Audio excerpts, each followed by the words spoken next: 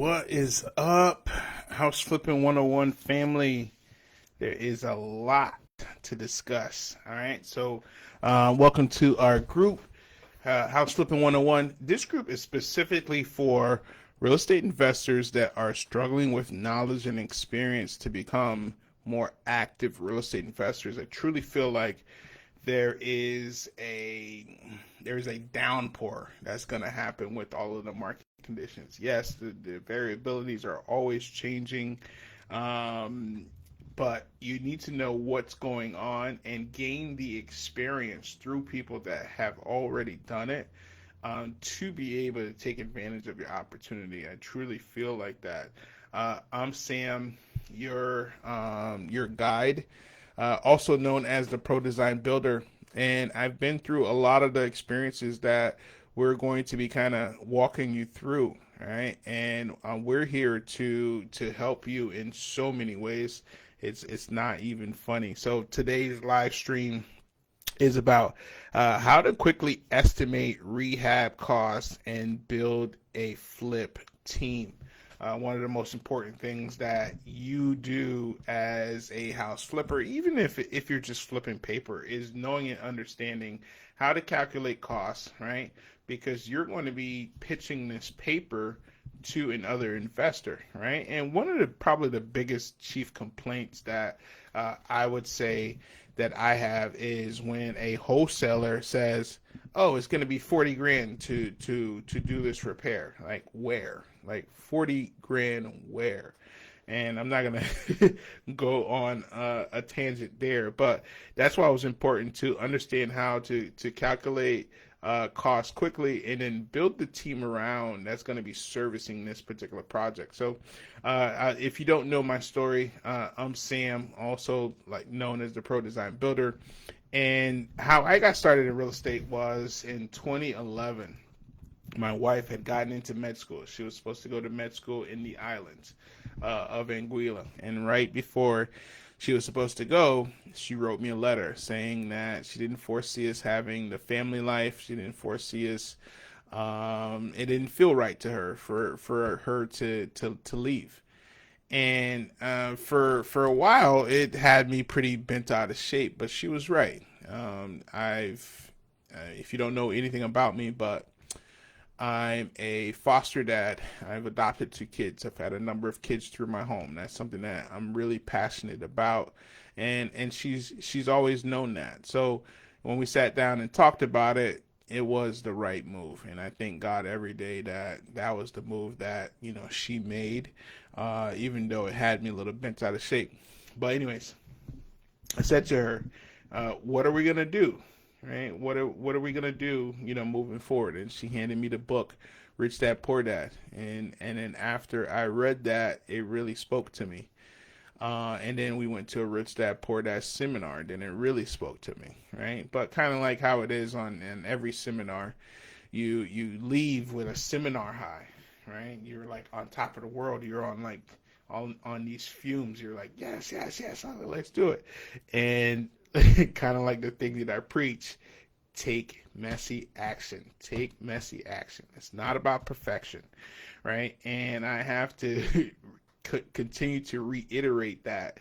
And that's how things start to move for you, right? So, after I went to one more seminar, and then from there I started taking very messy action. If you haven't seen that one clip that I shared with my buddy Mike, I used him as a title company, and he would just tell me where to put things in the escrow. I'd call him up. Hey, listen, where do I put this on the escrow line? Or where do I put this? Make sure you initial each line. I was very green as a real estate investor, but I was very hungry.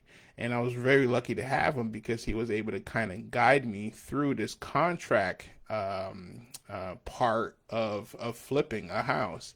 And because they were going to handle the title work, he was always going to make sure that all of those things were checked off the way that it needed to, right? So from there, I got my first deal done, and then from there, after wholesaling, it helped me pay for my wedding actually. So that was a bonus. So it kind of worked out for her there. And then I started flipping houses. But on my first flip, I hired a contractor. I fired a contractor. Hired a contractor again. Fired a contractor. On my third contractor, I finally got through the project. Thank God. We all made money.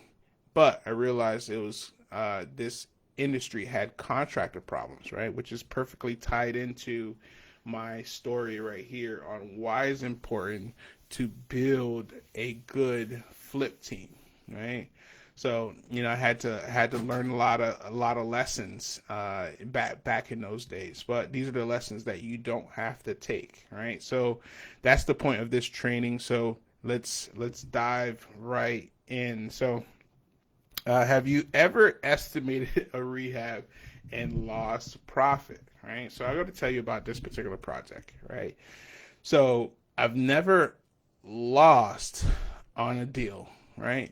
But I have made 5,000 and taken almost 10 months on a project and spent so many hours. It's not even funny. So I'll tell you the story.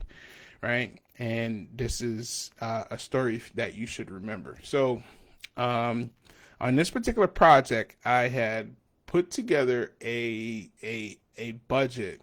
I think the budget might have been like, I might have said that I could get it done for like 50 grand, right?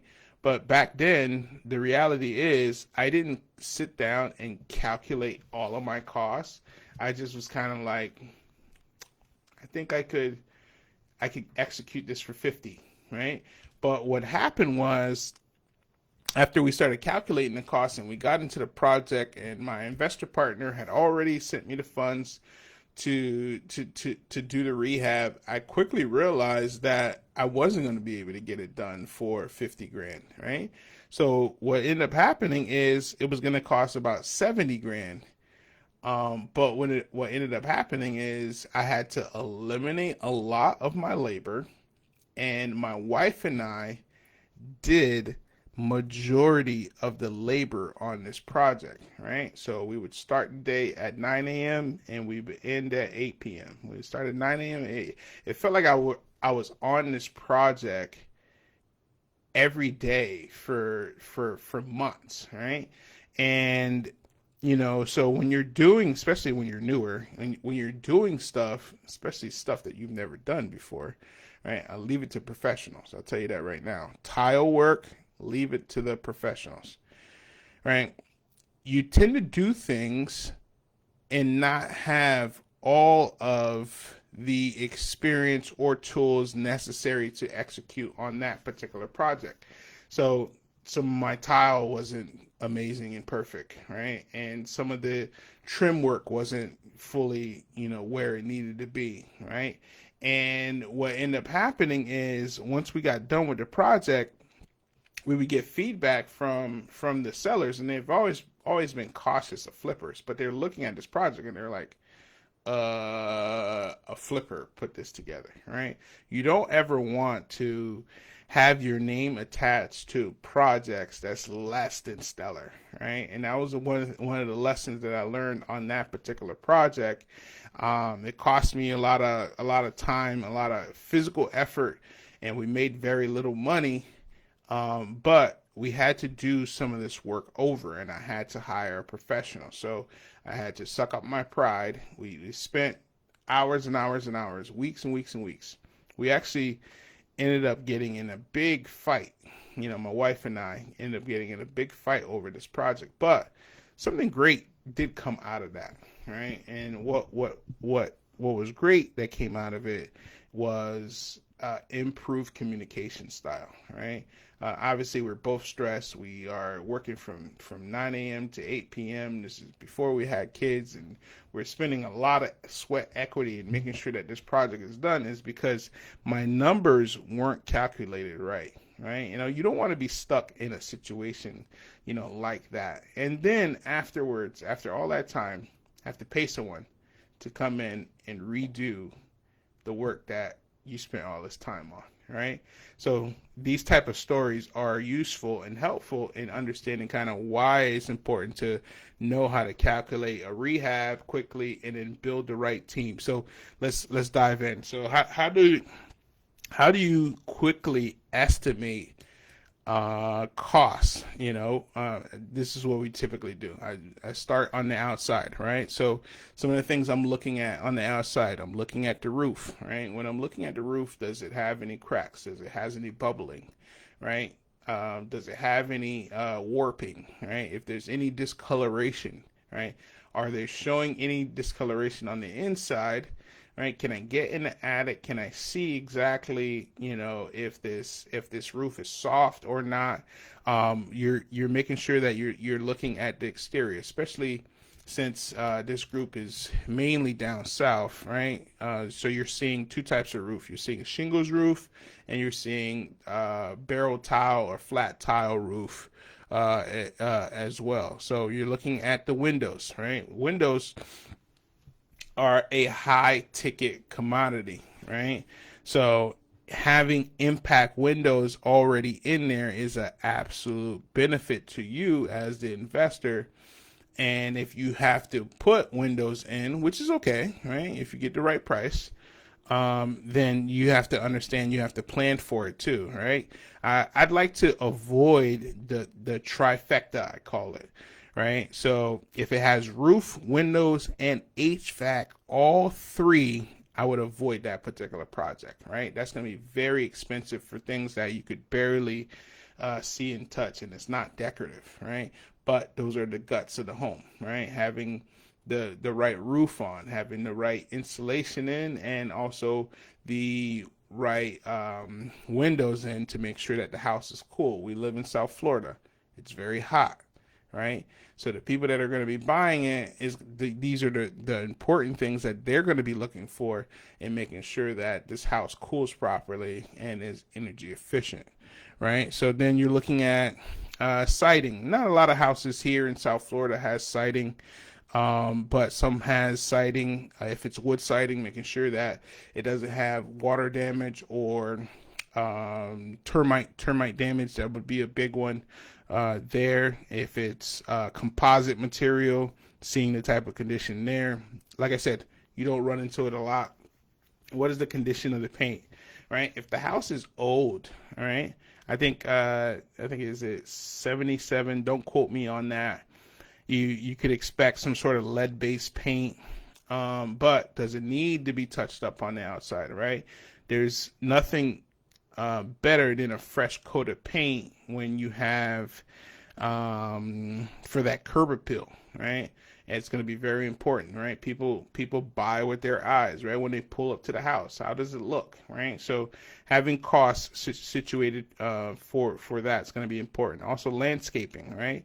What can you do to improve the look and not necessarily spend a lot of money with landscaping? Sometimes it's just clearing it, making sure it's nice and clean, right? Making sure that they have a sprinkler system and it works, right? Sprinklers systems tend to break down often, right? And understanding that there's a cost attached to that. If it doesn't have impact windows, making sure that it has hurricane shutters in the garage, right? That's going to be important too. These are the types of things that your buyers are going to be looking for. So if you're a savvy investor and you know that you should be looking for this because it's going to come back to you when you're trying to sell it, these are the things that you need to be looking for, right? So then you're taking a look on the outside. Now let's go on the inside. All right, let's take a look at we're looking at the kitchens, we're looking at the baths, we're looking at the flooring, we're looking at the walls, paint, and lighting, right? So most of the time what I see in residential construction is a lot of disjointed styles, right? So people might say, hey, I'm only going to renovate the bathroom and I'm going to go Mediterranean in the bathroom. Then at some point, either they sell it or maybe they change their thoughts. Sometimes they sell it and then a new buyer gets it and they're going to renovate another bathroom. We're going to go modern in this bathroom. So then now you have a disjointed amount of styles and then now you have different flooring throughout as well, right? So these are things that you need to be mindful of and you need to be looking at, right? You make your money in your kitchens and your baths, right? So Does it need flooring? Does it need paint? Does it need lighting? Right? All of these things have costs attached to it. And you need to have a way to be able to check off on the costs and needs absolutely necessary. Right? So now let's talk about our systems. Right?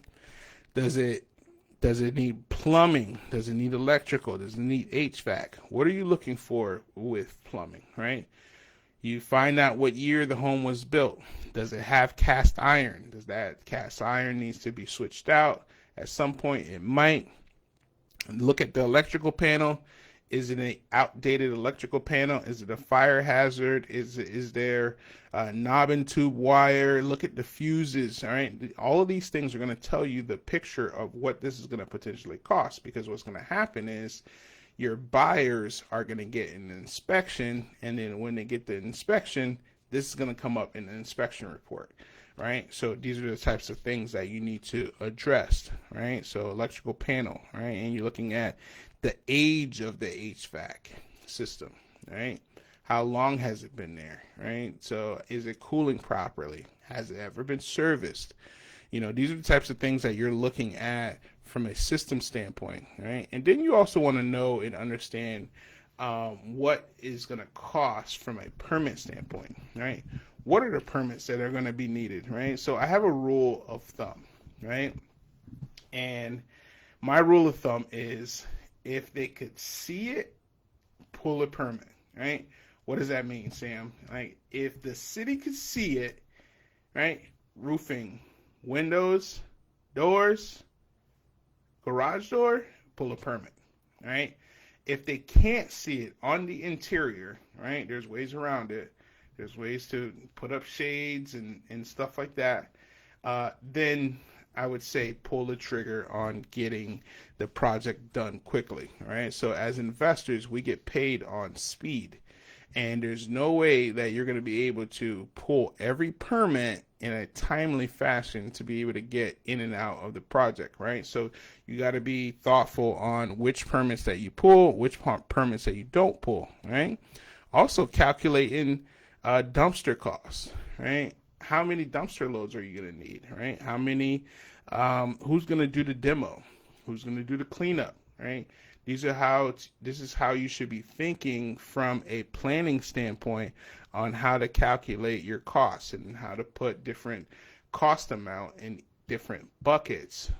So you have a proper estimate for your project, right? So there should be some square footed estimates that you could put together, right? And then I put a couple together.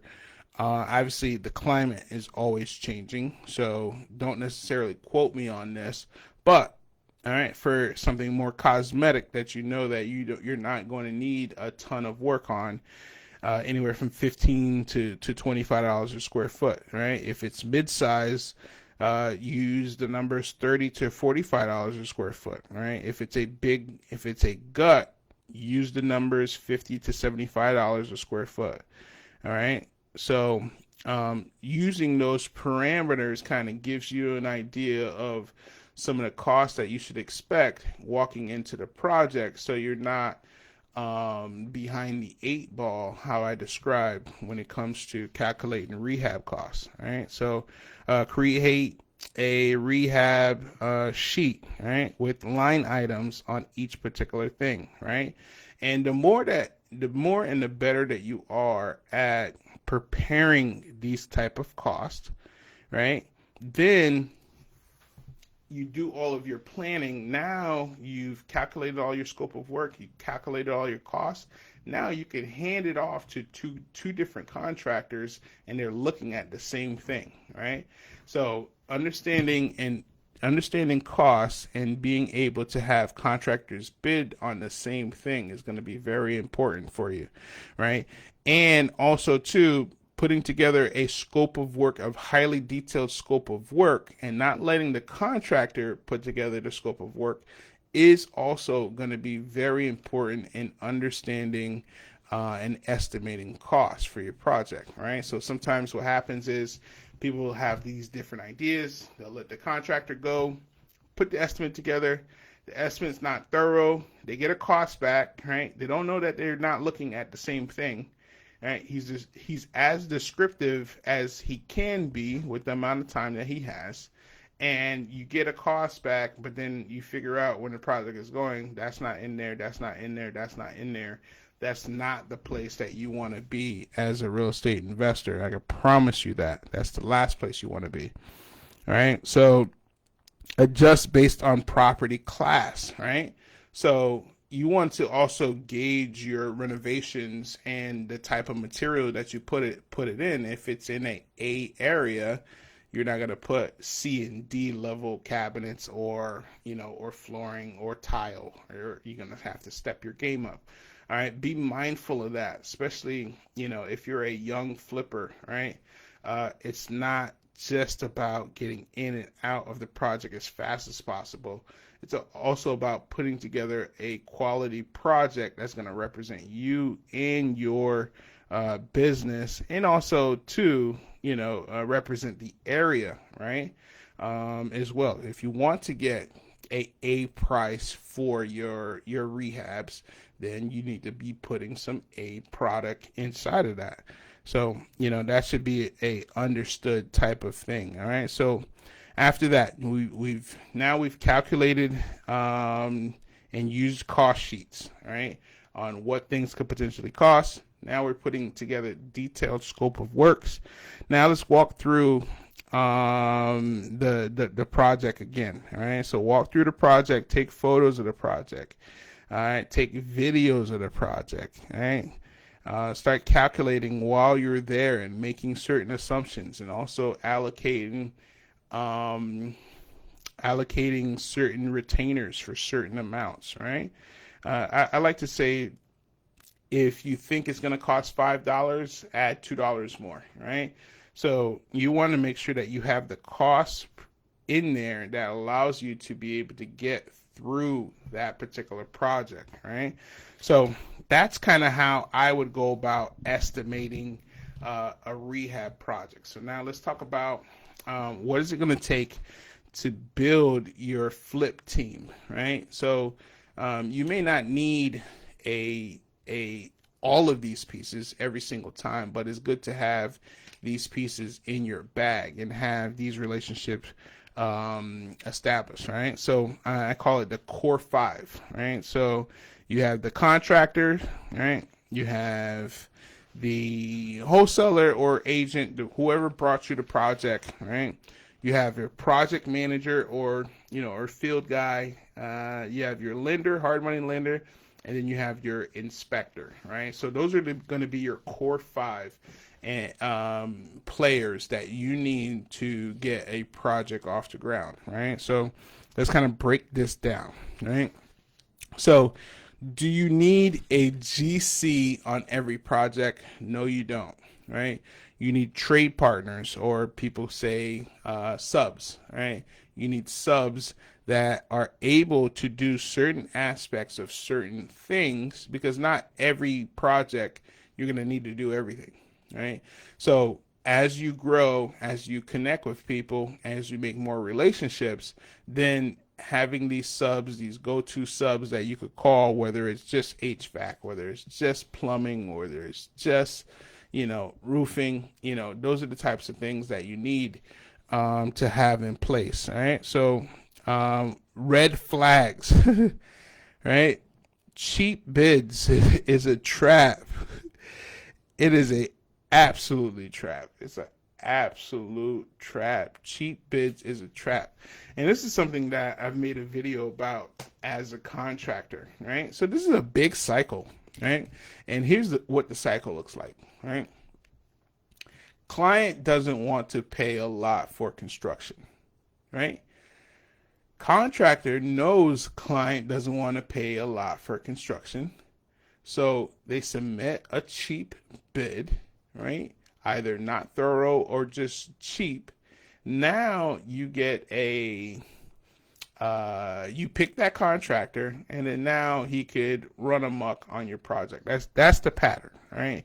And there's no ifs, ands, or buts about it. So making sure that you screen your contractor is going to be probably the most important thing that you do. And one of the things that we do is a contractor questionnaire. All right. So having a contractor questionnaire, ask them name, business, location, insurance, all of the important things that you're supposed to ask a contractor will be in that questionnaire. Right. It's so thorough that it may even give them pause to make sure that they're serious about doing business with you. So that's kind of the level of detail that is in our contractor questionnaire, right? Also, talk about how to pay. How do you pay your contractors? How do you set that payment schedule up, right? What I would do is set up multiple payments, right? Multiple payments, right? Whether it's if you are handling the materials, right, or the finished material, right? Maybe it's a 10% draw to start, right? And then you have benchmarks, have several different benchmarks, right? Upon completion of this, or upon completion of framing, or upon completion of drywall, upon completion of rough electrical and mechanical inspections, or upon completion of painting, or upon completion of floor installation. And then now they have to get to these benchmarks to be able to receive, to activate this sort of payment, right? That's going to be your best bet in saving you from unscrupulous low bids that are traps, right? So having multiple payment methods is going to be very important, right? So let's talk about wholesalers or agents, right? So having the right people on your team there, right? I think it all starts with having the right information, right? So if you have the right agent and they're able to give you the proper ARV and bring you the types of deals, proper comps and stuff like that, now you're dealing with accurate information, right? And there's nothing worse with dealing with information that is outdated in a changing market, which we are, and not being sharp when it comes to selling, your particular asset. So it's going to be important that you understand that. Also, too, having a project manager, right? Especially if you're remote or you're scaling, or there's many different ways to establish a project manager, right? So your project manager might be someone that's new to the business that need to gain experience. This is a great opportunity to attach yourself to a more seasoned flipper, to get hands-on experience, to understand the different hurdles that has to happen in a rehab project. I would recommend, if you are a newbie to flipping into investing, that you be a project manager so you understand all of the different mechanisms without spending your own money to be on a rehab project. So having that project manager is going to take a big load off of you, especially if you are remote or you're trying to scale your rehab business, right? So having the right lender, having the right terms, right? So whether it's private money or whether it's hard money, needing to fund fast, to understand value, being able to close quickly, having that right lender on your team that can get you closed quickly is going to be very important, right? So a lot of times, depending on the market conditions, right, when we're talking about getting inspections, sometimes they might want you to waive inspections, right, to make the offer more appealing, right? So especially if you're new to flipping and you're new to the business, I highly, highly, highly recommend that you get a inspection on each project, right? It's going to tell you exactly what you need to get done, all right? Also, too, it's going to catch things that you can't see until you're on the project, right? Or you have very thorough subs that do great work and they're going to point things out to you, right? But at least you're walking in before you spent the money to have the inspection done that tells you what the types of things that you need to look at, right? The reason why it's good to have that inspection done prior is because now when you get all of that work done, you know what's going to come back when the end buyer is going to have an inspection done on their home that you just flipped, right? You know the things that are going to be triggered and need to get done. So then now you don't have to worry about it. You just go ahead and get those things done as well. Also, too, the inspection is very important as well because it gives you an opportunity to go back to the seller and say, hey, listen, I want some concessions, right? This roof needs to be done, or this thing was missed and it's going to cost X. And this is natural form of negotiations, even after you've signed the contract, to be able to go back and negotiate the terms after the inspection, right? So you can make sure that you push to close. Can save thousands on pre-purchase, right? So these are the types of things that you need to be doing when you're looking at putting together a rehab or calculating costs. So just wanted to say thank you for coming on today. Hopefully, if you have any questions whatsoever, drop it in the chat, and we'll make sure that we answer any questions that you have. Hopefully, you got some serious value out of this training, and catch you next week. Have a good day.